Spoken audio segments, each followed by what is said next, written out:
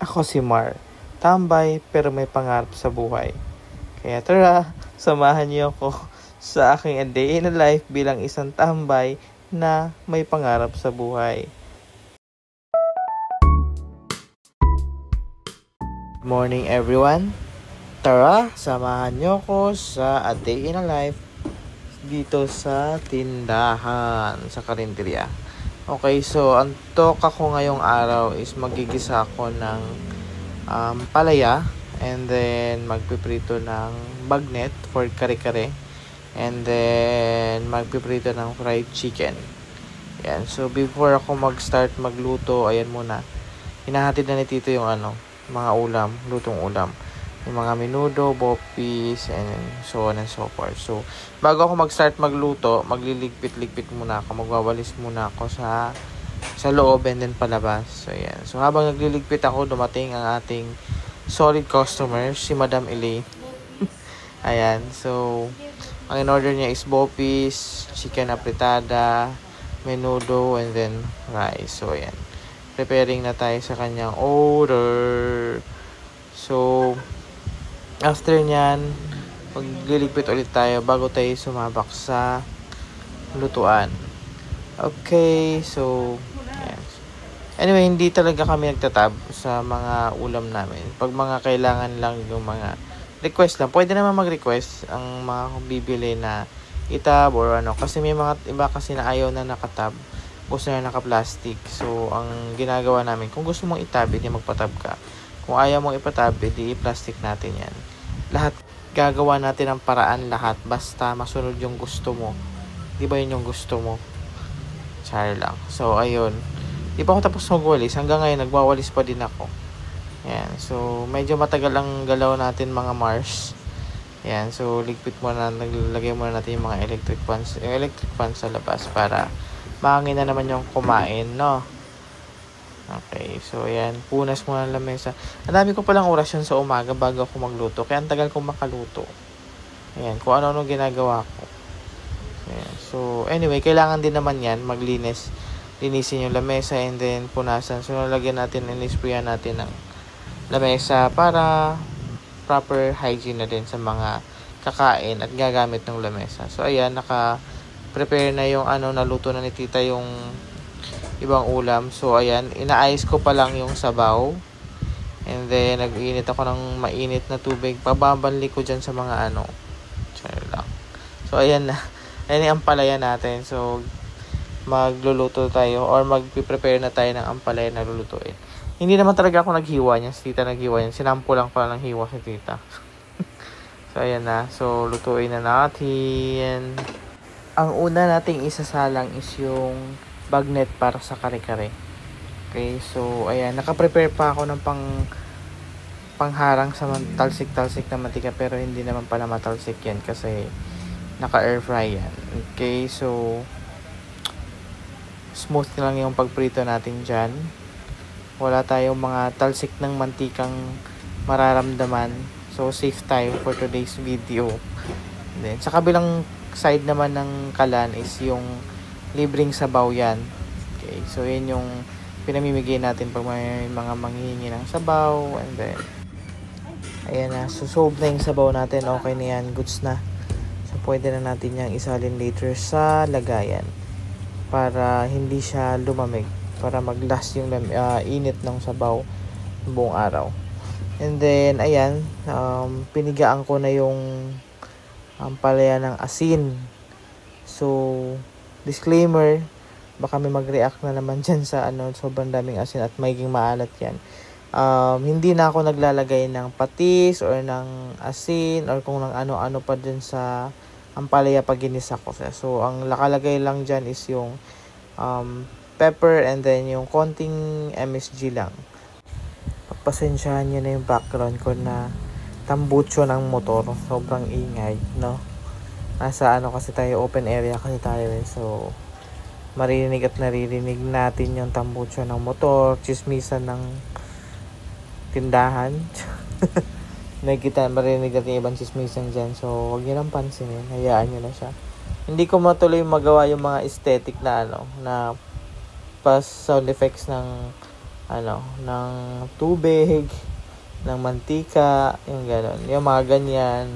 Kasi may mga, bukod sa ganyang background, may mga pa yan, may mga chismisan, tsaka tumatakbong motor, mga tambutsong ang ingay-ingay. Yan. So anyway, ayan na, magpiprito or magigisa na tayo ng ampalaya. Yan. So, kasi ito lang naman yung ginagawa natin araw-araw. Umiikot lang yung routine natin sa ganito. Depende lang kung ano yung nakatoka sa akin na lulutuin. Minsan, magluluto ako ng chop suey. Minsan, magluluto ako ng tongkatsu. Pero usually kasi, ang tongkatsu kasi talaga, tsaka Hungarian is made to order siya. So, kung may mga orders lang, kami talaga nagluluto dyan sa tindahan na mismo. Yung ibang menu naluluto sa bahay, like yung mga menudo or yung mga kare-kare.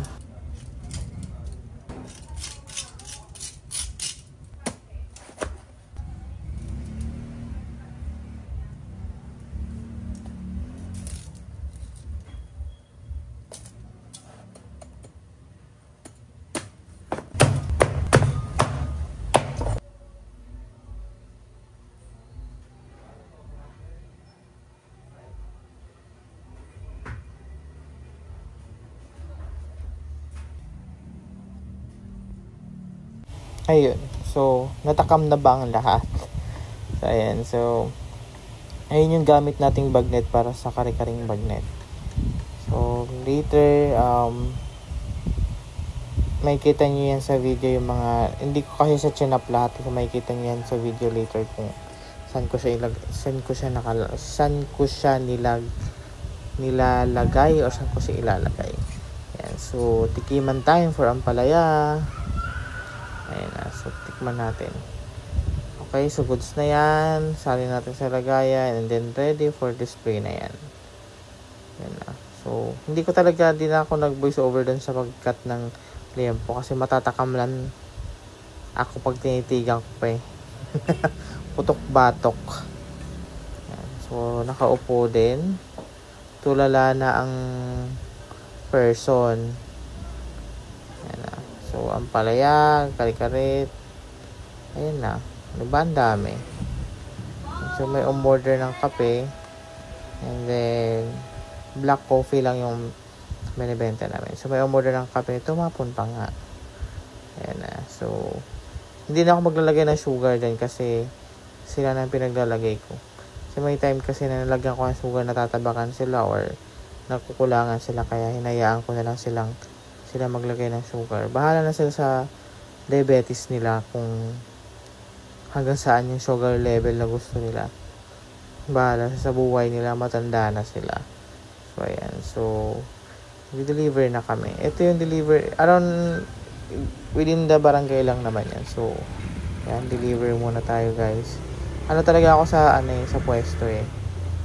All around ako dyan. Ganun talaga pag nagsisimula ka sa wala ka pa namang bayad ng tao. So, all around ka muna. Ikaw ang magluluto, ikaw ang magdi-deliver, ikaw ang magtitinda, ikaw ang lahat. Buti na lang, andyan yung mga pinsan ko and then sila tito-tita para tumulong. O, diba? E di mas magano, diba? Kita nyo, 4 kami dyan, isang customer lang. 4 na. Yung nag-a-assist isang customer, ang tagal pang matapos ng customer. Ayan na, sinuklihan sabi ng customer, siguro, yung mga to, 4 na nga lang, ang tagal pa magbigay ng order ko.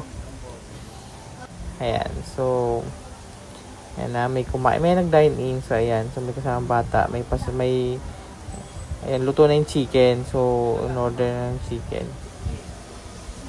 So, ayan kami.